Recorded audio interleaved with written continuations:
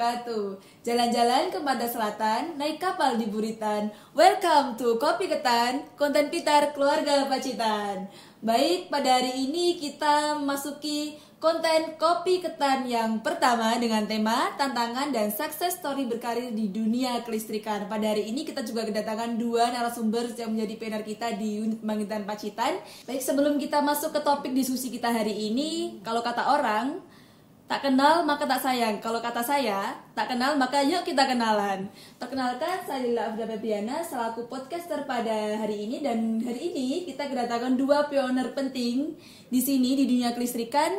Saya ingin menyapa dulu. Yang pertama ada Pak Asnawadi Hidayat selaku manajer engineering, dan juga ada Pak Lutfi selaku manajer operasi. Baik Bapak, gimana kabarnya pada pagi hari ini? Alhamdulillah. Kabar baik Mbak. Bisa ikut membuat podcast untuk pertama kali di Pacitan. Dan mungkin yang orang mau ngapa Pak Lutfi? terakhir ya. Iya. Dan mungkin yang terakhir, benar sekali. Ya, semoga nanti Pak Lutfi kesini lagi kan ya. Jangan ngomong yang terakhir lah. Oh iya betul. Masih bisa bertemu dengan rekan-rekan Pacitan lagi. Amin ya. Seperti itu. Jadi mungkin ini meskipun yang pertama dan yang terakhir ya Pak, alias ini kan perdana ya Pak Lutfi sama Pak Asna di podcast di Pacitan dan satu ini. Mungkin saya ingin bertanya dulu deh, bagaimana perjalanan Pak Lutfi dan Pak Asna ini di masa kecil dulu hingga sampai sekarang ini Pak, sampai bisa berkarir sampai sekarang ini di dunia kelistrikan. Ya, mulai dari siapa? Saya dulu. Monggo Pak Asna ya. Monggo dari Pak Asna dulu boleh atau dari Pak Lutfi dulu, Secara silahkan huruf Pak. Asna dulu dari Pak. Ya. Saya ngalah kalau sama senior. Jadi masa kecil saya itu ya beda dengan zaman sekarang ya, anak-anak sekarang yang penuh digital ya, hal-hal yang serba digital, kemudian ada HP, banyak hiburan seperti itu kan. Dulu ya kita main secara natural itu, nyari mainan, kemudian membuat mainan sendiri gitu Pak Lutfi ya, zaman kita dulu ya. Pak Lutfi lebih senior, harusnya mainannya lebih jadul lagi kan. Kalau saya ya, yang saya ingat itu masa kecil TV-nya masih TV hitam putih itu kan, yang mungkin dalam satu RW atau satu kampung itu yang punya cuma satu, kita barengan nonton itu kan, padahal belum pada mandi itu kan, jadi bau prengusnya itu sampai kemana-mana itu kan. Nah itu, terus acara yang paling disukai kalau pas hari Minggu nonton TV itu apa Pak Lutfi? Unyil lah. Terus yang agak siangan sekitar jam 9, jam 10 itu lupa saya, acara musik itu lupa Lutfi ya. Ria Jenaka itu. Kok Ria Jenaka? Ria Jenaka itu bukannya Petro Gareng itu ya. Ya itu. Terus kalau pas kita main ya, mainnya itu ya ke sawah, ke kebun itu kan. Dulu di sekitaran rumah saya itu banyak kebun kebun tebu. Jadi kita sering masuk ke dalam, motong di dalam, makan di situ itu kan, habis main ke kebun terus mainnya ke sungai, mandi di sungai itu ya. Dan itu memang mengasihkan ya, masa-masa kecil itu mengasihkan. Dan pada saat itu memang kita tidak ada namanya YouTube, tidak ada WhatsApp. Jadi ya ketemu secara natural, ketemuan di mana kan seperti itu ya. Itu zaman kecil seperti itu yang paling saya ingat. Jadi ya kita fully natural gitu ya. Kita pengen mainan apa itu ya kita bikin sendiri itu kan. Baik, ya bikin sendiri. Kalau perjalanannya di dunia kelistrikan seperti apa Pak ini? Karir Pak Asna mungkin dari pertama kali bekerja atau berkarir di dunia kelistrikan ini seperti apa Pak Asna? Mungkin boleh diceritakan Pak? Langsung saya lagi ya? Boleh ya? Nggak, Pak Lutfi dulu zaman kecilnya dulu seperti apa itu ya. Ya udah saya ceritakan dulu ya. Jadi saya mulai masuk ke dunia kelistrikan itu sebenarnya ya awalnya dari masuk ke PJB ya. Jadi dulu sebelum ada PLN, kita sekarang kan ada PLN Nusantara Power. Baik. Nah, cikal bakalnya PLN Nusantara Power itu kan dulu ada PT Pembangkitan Jawa Bali. Dulu awalnya itu pada saat lowongan pekerjaan itu ya masuk, saya ingat itu di KPTU-nya UGM itu ada lowongan kecil sekali itu kan, kecil sekali dan hitam putih lowongannya. Jadi cuma fotokopian itu. Ini perusahaan apa? Tapi kalau ada lambang PLN gitu kan ya. Akhirnya daftar. Pendaftaran pertama saya mau ngirim lamaran itu dulu kan masih serba manual Pak Lutfi ya. Lamaran tulis tangan itu kan ya. Mau ngirim lamaran, ternyata alamatnya saya tulis itu hilang. Akhirnya gagal pada saat itu. Nah, yang kedua saya minta sudah selang sekitar 6 bulan kalau nggak, setelah itu ada lowongan lagi, karena dulu per 3 bulan zaman saya itu ada lowongan PJB. Itu saya daftar lewat teman kan ya, karena dulu sudah ada SMS. Jadi saya SMS teman kalau ada lowongan saya dikasih tahu gitu. Dikabari gitu Pak ya. Akhirnya dikasih tahu. Terus akhirnya jadi daftar. Terus masuklah ya. Mungkin saya singkatnya masuk ke PJB, diklat selama 2 tahun di mana Rampal ya waktu itu ya, di Rampal di Malang. Terus penempatan pertama angkatan saya itu nggak ada yang di wilayah timur. Jadi dulu semua sekitar 23 atau 25 orang ya, itu di wilayah barat semua, di Muara Karang dan di Muara Tawar dibagi rata. Dan memang dari 2005 ya Mbak, 2005 saya masuk di Muara Tawar, terus dulu magang selama 2 tahun, 2007 diangkat. Nah itu memang dulu juga nggak kebayang, 2000 tahun segitu tuh belum ada rencana pengembangan, ada PLTU di Pacitan itu kan ya, ada PLTU FTP di Rembang, kemudian di Indramayu, di Paiton yang 9 dan lain sebagainya. Jadi ya kita bayangannya waduh, ini kita mau mau daftar PJB itu sebenarnya semangatnya itu biar bisa ditempatkan di Jawa itu kan. Begitu, ya. Pak, Di ya, Jawa, di ya, Jawa Pak, Tengah, Jawa Timur. Kok malah semuanya ditempatkan di Jakarta dan sekitarnya. Awalnya ngeluh juga, tapi setelah dijalani sekian berapa tahun juga akhirnya nggak ada masalah juga, intinya seperti itu. Dan pertama kali ya sama seperti pertama kali teman-teman yang masuk ke PLN Group ya kita ada pertama ya dulu itu saya ingat ada program MOP, Maintenance Optimization Program ya. Terus pemeliharaannya itu dibagi ada preventif, korektif, sama prediktif. Itu saya masih ingat sekali. Nah, makin kesini sistem penataan di PJB makin membaik, bisnis prosesnya makin ketata, makin membaik. Akhirnya jadi seperti sekarang ini. Dulu pun awalnya engineering tidak ada, Mbak. Adanya cuma op dan har ya, op dan har. Seperti sekarang sudah ada engineering dan secara bisnis sekarang sudah lebih baik lagi. Dan ketika FTP ada pun sebenarnya kita yang di PLTGU, saya kan di PLTGU ya, di PLTGU pun cenderung tiarap karena ingin dipindah awalnya dulu. Tapi di akhir tahun 2020 akhirnya pindah juga, dilempar kemana, ke Sumatera. Dan pada saat itu ya sudah, kalau sudah terlanjur dipindah ya sekalian nyemplung sekalian kan gitu ya. Akhirnya sudah masuk ke ranah PLTU, dan pelabuhan pertama saya kembali ke Pulau Jawa adalah di PLTU Pacitan. Di PLTU Pacitan. Kan bisa bertemu dengan Mbak Lila, Pak Lutfi dan rekan-rekan di sini. Sesuatu yang luar biasa lah bagi saya buat perjalanan hidup saya sampai sekarang inilah ya, bisa bertemu dengan rekan-rekan yang baik lah ya. Ya mungkin itu Mbak perjalanan saya di PJB, PLN, atau mungkin Pak Lutfi bisa menambahkan, monggo Pak Lutfi. Mungkin salah satu nikmatnya Pak Asna kalau tadi bisa pertama kali ke Jawa itu ke Pacitan. Mungkin kalau Pak Lutfi mungkin bisa diceritakan lagi Pak, gimana Pak kisah perjalanannya sampai saat ini. Ya, makasih waktunya Mbak Lia. Saya mungkin nggak beda jauh dengan Pak Asna ya, dari mulai SD ya saya normal, artinya suasana atau masa-masa SD saya nikmati banget. SD, SMP juga saya nikmati sesuai, dan selanjutnya saya harus ke STM, sekolah di STM. Karena kalau SMA pikiran waktu itu harus kuliah. Ya betul Pak, beda sama sedangkan STM. kondisi waktu itu keluarga masih ya cukup, artinya cukup saya di STM. Saya pilih STM, mulai SD sampai STM. Setelah STM, saya juga bekerja waktu STM itu. STM sudah bekerja, ada teman-teman saya juga 2 orang kalau nggak salah yang masuk di PJB, sama-sama dulu kerja sekolah sama di STM siang. Saya dulu itu STM siang, setahun STM siang, ternyata pemerintah nggak mengizinkan sekolah STM siang itu. Akhirnya awalnya sore, setelah itu tidak diizinkan sekolah sore, akhirnya dimasukkan ke siang. Banyak bapak teman-teman saya yang sudah bekerja semua di STM siang, STM itu. Mereka yang ada yang polisi, ada yang tentara, ada yang PLN juga waktu itu, karena dia ijazahnya ST waktu dia. Ya.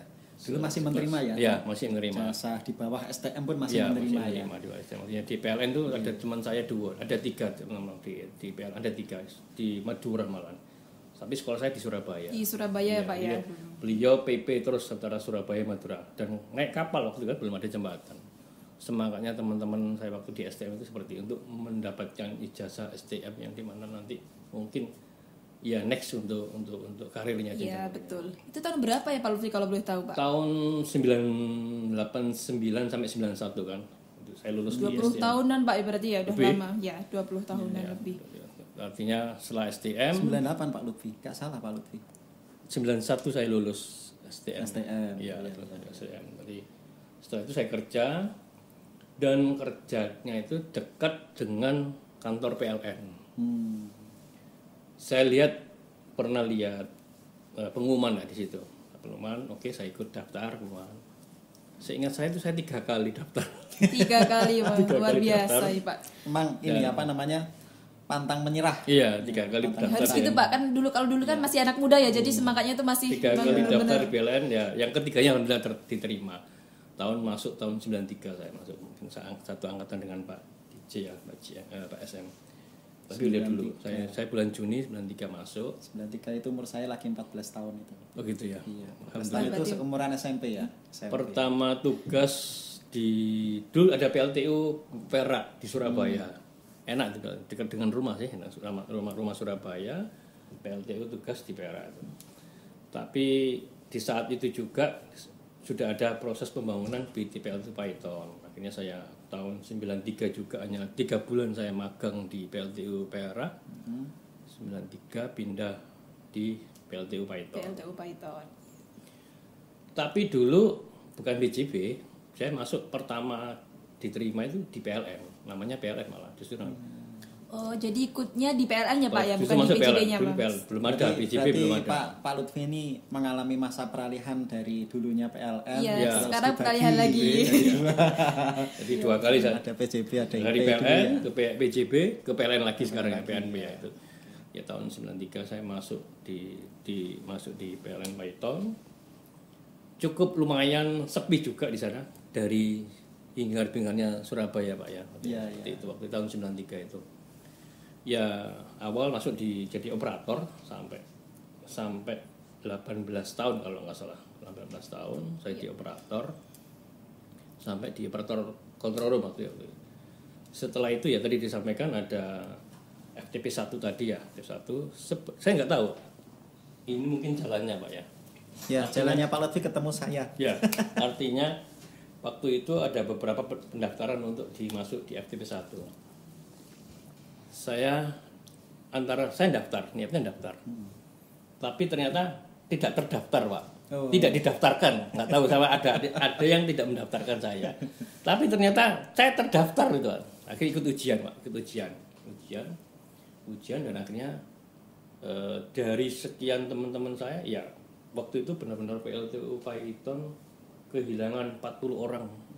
Karena memang dulu kan PLTU Python cuma satu-satunya Satu-satunya. PLTU yang dimiliki sama PJB ya, gitu kan. Dari teman-teman Gresik salah satu Yang juga lainnya Pak. kan PLTGU Ya, ya. itu diterima dan dibagi ke saya ke bagian kalau PLTU Pacitan ini ke bagian nomor 4 kalau nggak salah sebelum awar-awar ya dari Indramayu, Rembang, Pacitan baru awar-awar. Tahun berapa itu? Tahun 2010 Pak. Wah, 2010 saya pertama menginjakkan di kota Pacitan itu tahun 2010 2010. Sebagai apa Pak dulu di Pacitan Pak di sebelumnya? supervisor produksi. Produksi ya. Saya Ya. produksi. Pak Lutfi ini kalau nggak salah, Pak Lutfi ini memang basicnya di operasi ya Pak ya? Betul. Saya operasi di produksi, terus 2 tahun setengah 3 tahun saya pindah di engineering Engineering ya. di SO Turbin waktu itu. Termasuk perintis PLTU Pacitan ini. Ya, SO Kamen. Iya, pada zamannya Pak ya. Itu. Babat alas bahasa Babat alas. Alas beneran dulu Pacitan ya. Betul sangat alas. Itu perjalanan dari engineering itu 2 kali pindah dari SO Kamen sama SO Turbin, terakhir di SO Turbin. Setelah itu tahun 2017 akhir atau 2018 itu saya waktu itu GM-nya Pak Ardi kalau nggak salah. Saya juga diajak Pak Ardi untuk nambah ilmu lagi lah. Iya. Pindah ke MO Ke bidang lainnya. Ya. Tapi masih tetap di Pacitan ya Pak ya waktu Masih itu banyak, ya. Supervisor MO. Supervisor MO. Maintenance audit gitu. maintenance audit kalau nggak salah sekitar 8 bulan, 7-8 bulan aja. Setelah itu harus keluar dari Pacitan ke UJKT. Kaltim Teluk ya, Pak? Teluk. Ya, Balikpapan selama 3 tahun. 3 tahun. 3 tahun. Dan di sana sebagai 2 tahun pertama jadi manajer HAR saya. Manajer HAR. Setelah itu ada SK lagi, saya tunggu. Ternyata saya pikir saya pulang Mau ke Jawa lagi ya, Saya Pak pikir ya? Saya sudah Tapi ternyata salah ya, Pak? Iya. Perkiraan saya tadi sakitnya di sini ternyata. Ternyata cuma geser. Nah, gitu. Geser Pak Ide bagus waktu jadi MOB ya, beliau pindah ke Surabaya, saya jadi MHAR, jadi pindah ke MO. MO. Tapi Balik lebih ke santai operasi ya. lagi, jadi Iya, kembali kooperasi ke lagi. bidangnya lagi Pak Asnani, Pak Operasi, Lutfi. iya. Iya. Ya mungkin ini perjalanan yang harus kita lalui Pak. Ya. Apapun itu harus kita lalui, kita hadapi bersama. Perjalanan Dan hidup lah. artinya saya tunggu harus sabar, memang harus sabar menunggu. Karena masih ada yang lebih lama waktu itu. Ada yang lebih cepat, ada yang lama waktu Iya, di iya. JKT. Total 3 tahun Pak Lutfi berarti Ya. ya. Tahun ketiganya alhamdulillah dapat SK di Pacitan lagi. Jadi Saya merasa benar-benar senang, artinya benar sangat senang kembali ke Jawa satu dan ke Pacitan. Artinya saya mengenal teman-teman Pacitan yang 7 tahun yang lalu sudah masih ada semua masih apa. Jadi masih kenal, jadi paling tidak ada follower saya masih ada. Gitu. masih tersisa ya Pak ya, follower yang lalu, ya. beberapa tahun yang lalu itu. Iya. Iya. Perkiraan saya malah ya mungkin ya masih lama di sini. Ternyata setahun setengah dapat SK lagi. Dan kembali ke unit asal Pak. Unit Lutfi, asal ya harus disyukuri alhamdulillah saya kembali ke Python. Ya, mungkin pasti di sana seperti yang disampaikan Pak SM kemarin ada tantangan yang lebih besar juga di sana, ya harus dihadapi semua, berikan yang terbaik katanya Pak. Ya betul, kita jadi harus memberikan yang terbaik untuk perusahaannya Pak, kalau katanya Pak SM gitu. Ya. Kalau tadi Pak Lutfi dengan basic operasi ini, kalau Pak Asa kalau saya lihat dari riwayat ini Pak ya, Pak Asa dulu kan engineering ya, sempat di operasi juga Pak ya. Ini gimana ceritanya Pak Asna? Nah, ceritanya itu nggak lepas dari gempa tahun 2006 Jogja. 2006 ya, baik ya. Waktu itu kan sebelumnya memang saya di dulu belum ada CPM, namanya predictive maintenance ya. Predictive maintenance atau teman-teman sekarang menyebutnya CPM. Memang dari awal saya masuknya di CPM atau PDM ya Pak ya, kalau PDM, predictive maintenance. Nah, seiring waktu karena teman-teman PDM ini kan orang-orang lapangan kan ya, dan dulu memang kita tempatkan banyak di situ karena untuk menguatkan dari sisi maintenance-nya. Pada saat itu ya qadarullah ya, saya pas pulang Jogja, kemudian ada gempa di Jogja. Ada hikmah juga Pak. Kaki saya ketimpa sama lemari jati. Lemarinya masih ada, tempat naruh buku-buku dari mulai SD sampai kuliah itu. Lemarinya sampai sekarang masih ada, dan itu udah ada yang cacat sama sekali di lemarinya. Kaki saya yang cacat kan kejatuhan, patah. Akhirnya pada saat itu dioperasi pakai apa namanya, platina ya Kak, namanya ya. Ya pakai platina, di platina itu setengah tahun. Nah selama itu saya pindah dari CPM ke engineering SO pada saat itu. Masih di engineering juga Pak dulu ya. kan engineering cuma ada SO dan CPM, SO dan PDM. Nah, masih di engineering juga. Begitu sudah sembuh, sudah bisa berjalan normal, kemudian sudah operasi lagi untuk ngambil apa namanya, platina. Saya minta pada waktu itu manajernya saya masih Pak Tommy Haposan ya, jadi manajer operasinya Pak Tommy Haposan yang sekarang di rootnya apa namanya PLNSC Pak ya. Pada saat itu Pak, saya mau ke lapangan itu kan, masa saya di kantor terus, belum berpengalaman di lapangan. Akhirnya pada saat itu maunya kemana, ke HAR atau ke operasi itu. Ya semua kemauan Pak, di HAR juga boleh, di operasi yang boleh itu kan. Asli yang penting saya di lapangan dulu, jangan langsung menangani hal-hal yang sifatnya analisis administratif kan, seperti itu. Akhirnya dikabulkan. Sejak saat itu dari tahun 2008 kalau tidak salah ya, tahun 2008 saya masuk di operasi, di operator juga. Cuma saya tidak diizinkan untuk jadi operator common Pak. Operator di desa nggak diizinkan pada saat itu, langsung di CCR, tapi saat itu ada program gasifikasi. Jadi ada program gasifikasi di gas turbin, merubah bahan bakar dari dulu apa namanya, solar ya, HSD ke gas. Pada saat itu saya minta juga saya minta pindah ke gas turbin dan diizinkan juga pada saat. Jadi pengalaman itu yang sebenarnya saya butuhkan untuk next ya, untuk Betul, next iya, Pak. perjalanan karir saya di PJB dan PLN. Nah setelah itu terus berlanjut, setelah di operasi itu tahun 2011 itu ada pembangunan ya, hampir berbarengan dengan FTP sebenarnya. Di Blok 5 itu ada pembangunan, ada di Maratawar ada penambahan unit di Blok 5 dan saat itu saya ditugaskan untuk menjadi koordinator. Berlanjut menjadi supervisor di situ selama dari 2011 sampai 2016, 5 tahun. 5 tahun. Ya, di operasi. Kemudian di 2016 baru balik lagi ditarik. Kan sudah 4 tahun, 5 tahun kan muter ya. Disuruh kembali lagi untuk jadi supervisor di CBM. Jadi kembali lagi ke engineering ya Pak ya. Kembali lagi ke engineering sebelum akhirnya tahun 2020 ada yang ini narik saya ke luar Jawa ke Banjarsari selama 1,5 tahun sebelum akhirnya ke Pacitan. Baik. Jadi sebelum ke Pacitan sempat ke Banjarsari dulu Pak ya di luar Jawa. Jadi sudah mencicipi ini Pak di luar Jawa seperti apa ini Pak Asna ini. Sebenarnya nggak ada masalah sih Mbak di luar Jawa, di Jawa itu. Ya sebenarnya nggak ada masalah. Kalau dari sisi kota juga maju juga ya Pak Lutfi ya, apalagi Balikpapan itu kan ya. Cuma memang ya karena keluarga sudah di Jawa kan seperti itu ya. Jadi betul. Itu yang jadi kepikiran, jadi pos tambahan untuk pulang pergi ya Pak Lutfi ya. Betul, gitu kan. Seperti itu. Okay.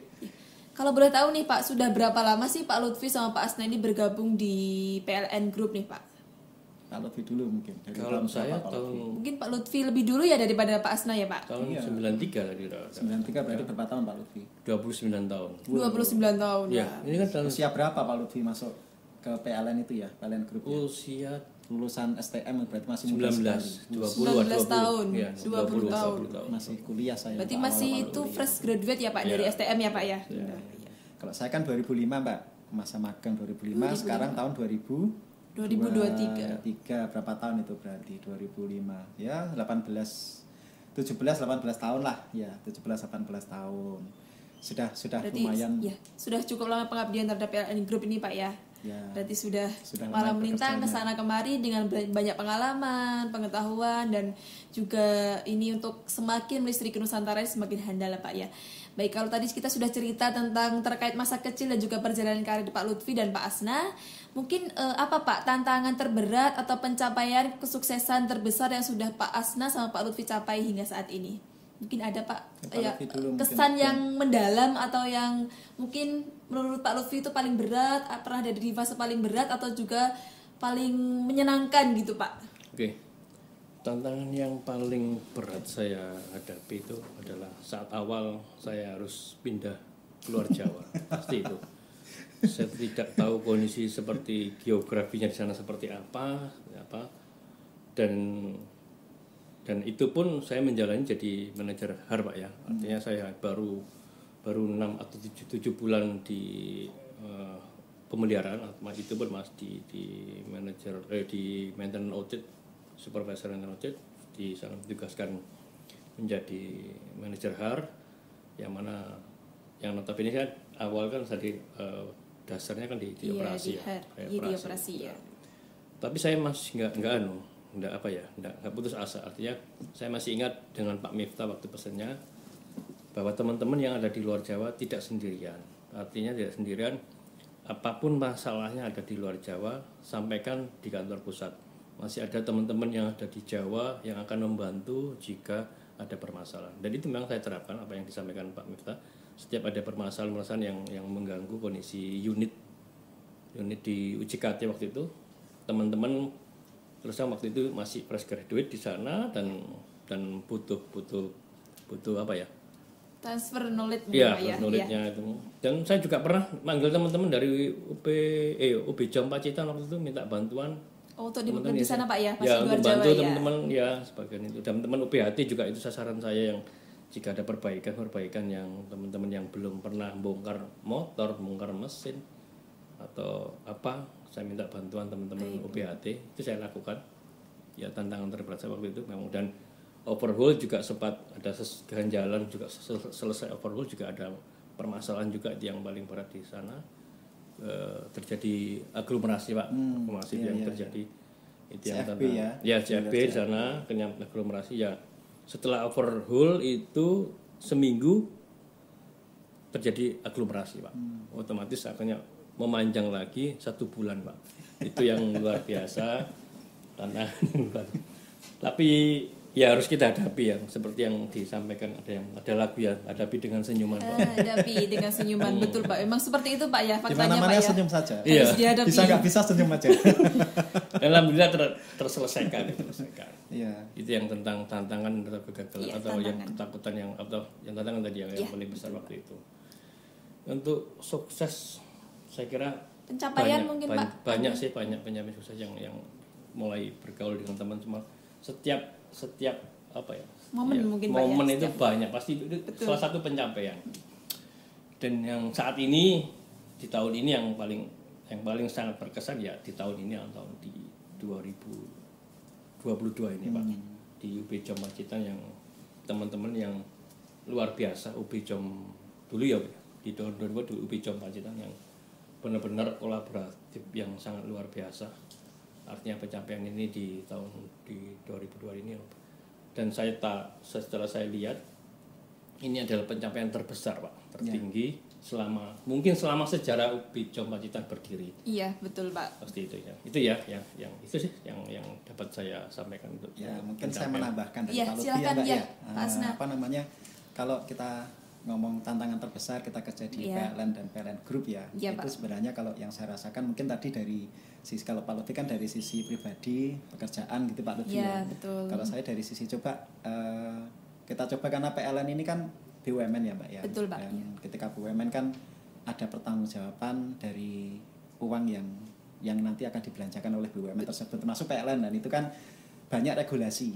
Di situ akan banyak regulasi, banyak bersinggungan dengan peraturan, banyak bersinggungan dengan stakeholder seperti itu. Jadi kadang kita menjalankan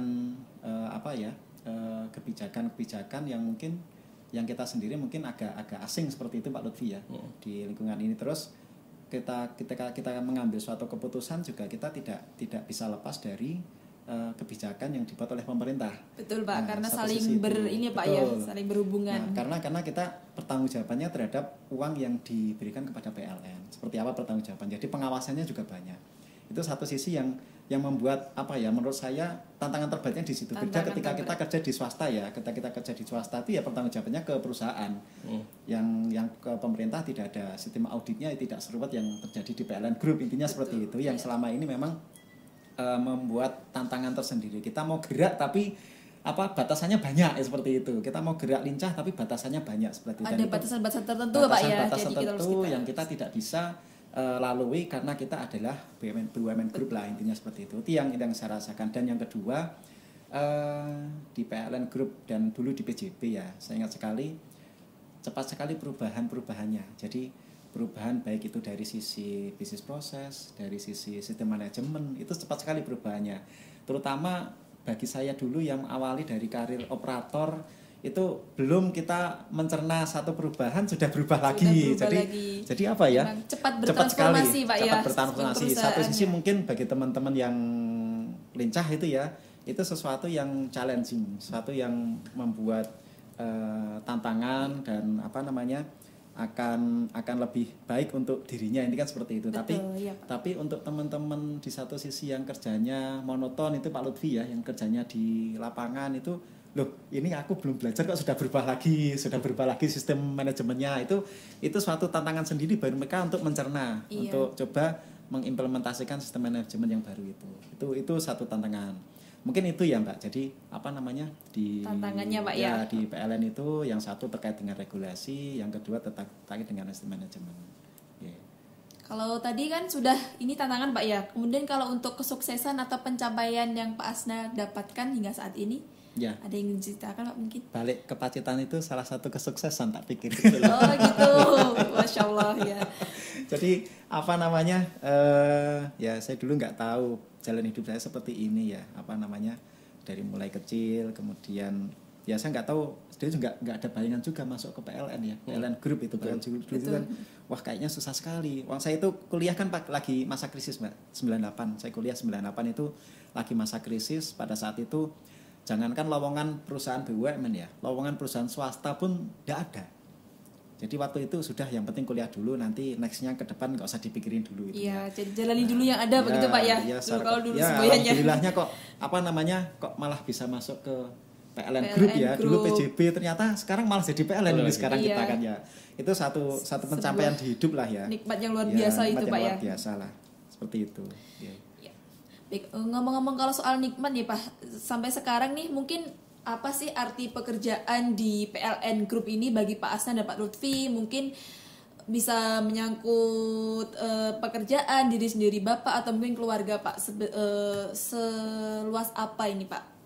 Ya mungkin ini ya apa namanya, kalau menurut saya ya kita kerja di PLN Group ini ya memang tidak bisa dipungkiri kita kerja itu kan untuk mencari rezeki itu Iya, ya. baik, mencari apa namanya rezeki buat kita dan buat keluarga kita, buat masyarakat kan intinya seperti itu. Tapi di samping itu karena kita kerja di PLN dan PLN itu salah satunya adalah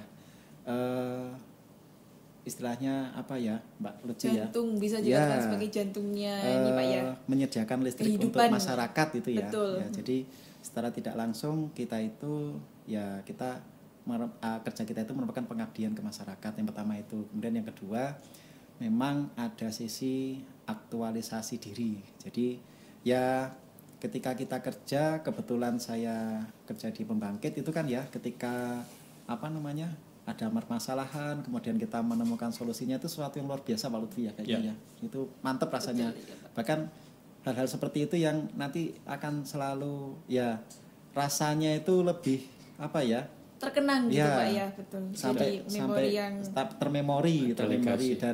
dan apa namanya itu benar-benar sampai ke dalam ya, artinya wah ini suatu pencapaian lah, suatu pencapaian yang mungkin yang kita mungkin kita rasakan sendiri, yang orang lain mungkin kayak gitu aja, cuma bagi kita yang kita mengalami masalah kemudian kita bisa terbesoting, itu suatu yang luar biasa ya, yaitu menjalani aktualisasi langsung, Pak, ya. diri Betul, seperti itu iya. ya. Kalau kita melihat nih Pak, sebuah perusahaan khususnya kita kan di BUMN ya Pak, tentunya banyak birokrasi yang lumayan panjang ya Pak. Kalau menurut Pak Asna dan Pak Lutfi ini kan terkadang kita ada di suatu titik di mana kita itu harus fleksibel seperti itu Pak. Nah, seperti sekarang itu misal fleksibilitas keputusan Bapak ini kan sebagai manajer Pak ya, sejauh mana jikalau pada suatu saat itu terbentur dengan birokrasi yang cukup panjang seperti itu Pak, apakah mungkin akan menyederhanakan atau mungkin mengambil jalan lain yang mungkin bisa lebih pendek ya seperti itu Pak, lebih cepat, ya, lebih bisa diterima oleh orang lain seperti itu Pak. Oke, kalau intinya sih kalau masalah birokrasi kan di komunikasi. Betul. Jadi, ya Pak. Panjangnya birokrasi itu kan ya memang kita panjang birokrasinya, tapi itu akan lebih mudah terselesaikan ketika kita komunikasinya dengan berbagai pihak bisa lancar. Jadi apa namanya yang terpenting adalah bagaimana kita bisa mengkomunikasikan supaya nanti ya secara terdokumentasi. Iya.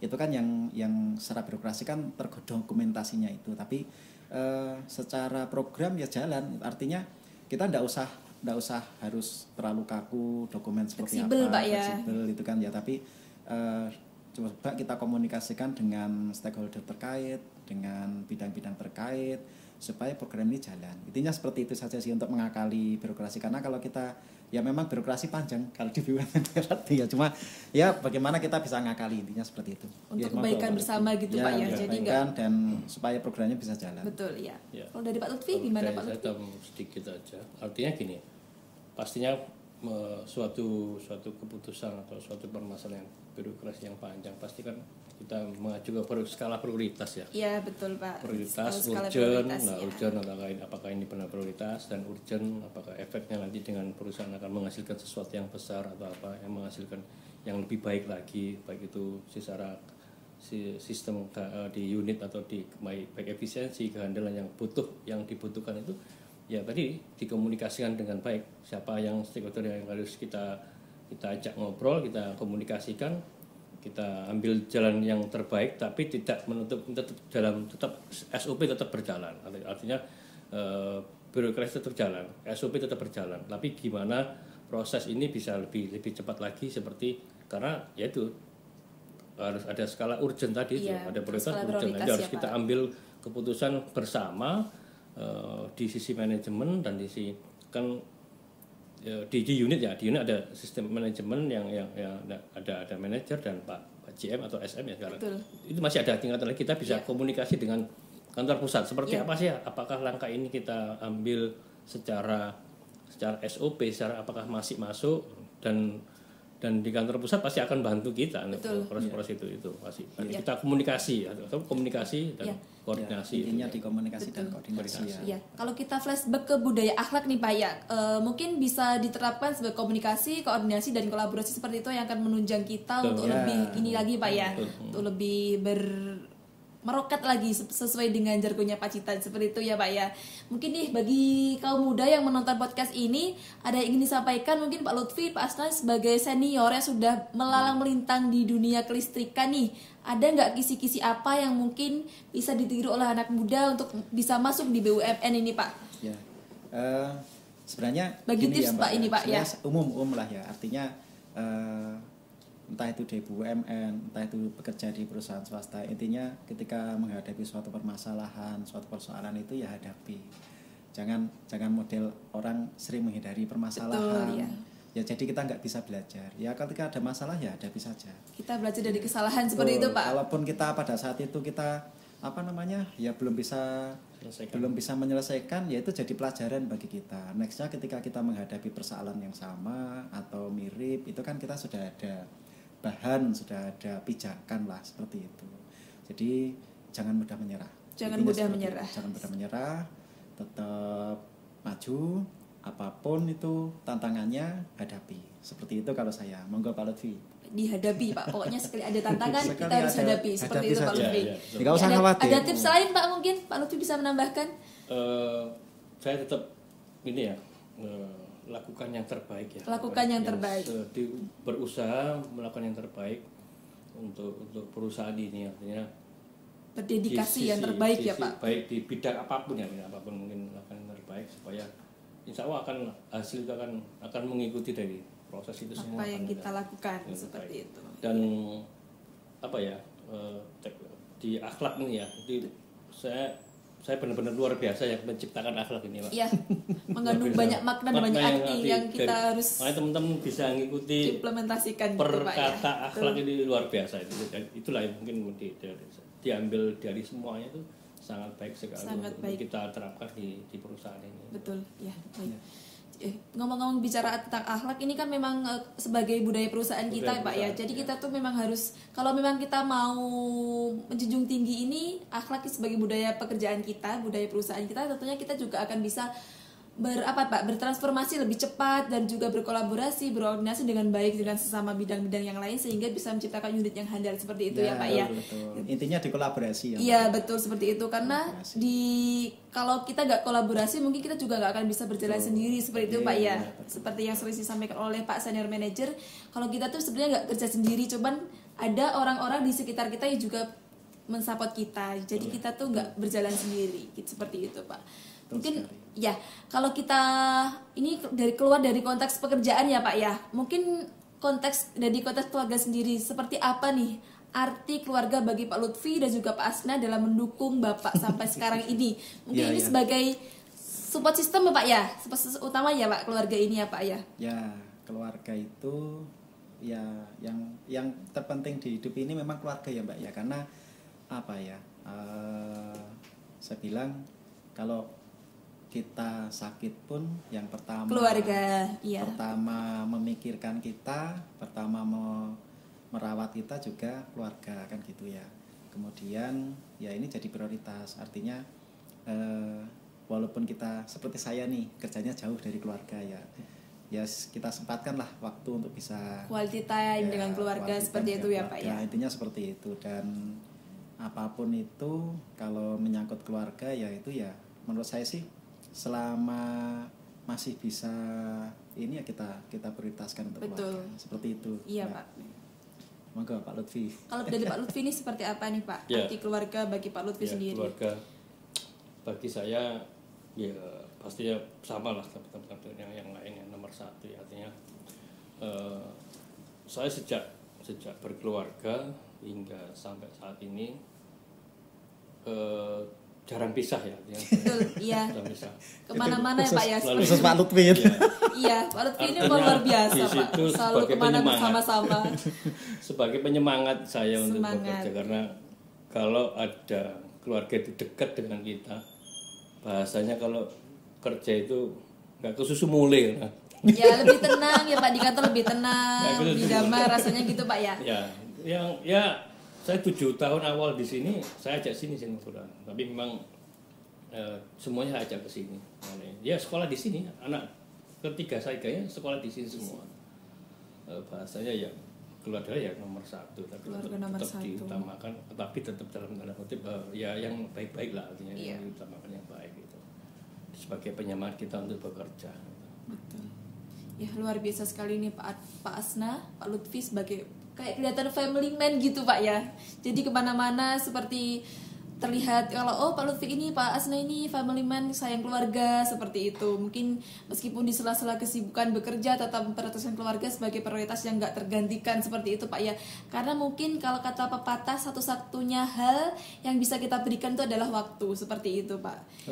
Iya, kalau kata pepatah seperti itu Pak. Tapi saya juga karena mungkin saya juga punya keluarga sih Pak, cuman ya karena mungkin saya belum berkeluarga sendiri, cuma saya merasakan itu memang waktu itu benar-benar berharga untuk kita, seperti itu Pak.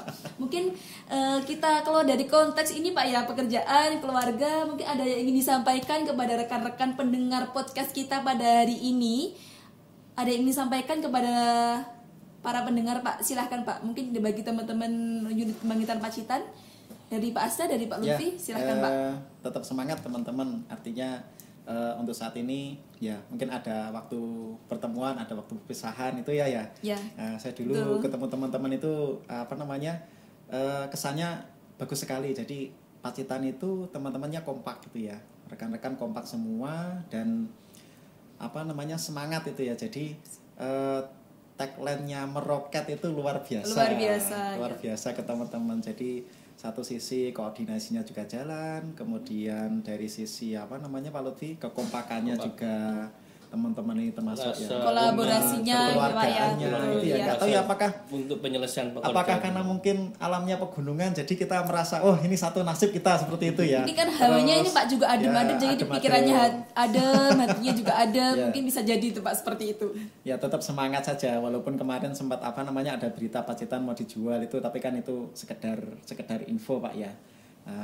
Masih jauh lah untuk masa itu, jadi semangat untuk membesarkan PLTU Pacitan dan membesarkan juga masyarakat sekitar. Jadi ya bagaimanapun kita harus bermanfaat dan berguna bagi masyarakat sekitar. Kalau dari saya apa? Ada yang ingin disampaikan kepada teman-teman yang mendengar podcast kita pada hari ini? Pertama berdoa ya. Berdoa. Nanti tetap teman-teman tetap berdoa untuk kita itu berarti untuk semuanya, untuk semua. Baik untuk PLTU Pacitan, untuk PLTU ya semua PLTU yang punya ada, yang ada punyanya PNP dan semuanya PLTU itu selalu berdoa dan tetap semangat bekerja untuk lebih baik lagi memberikan yang terbaik dan itu berdoa dan bersemangat untuk memberikan yang terbaik. Kata-kata hari ini Pak mungkin bersyukur.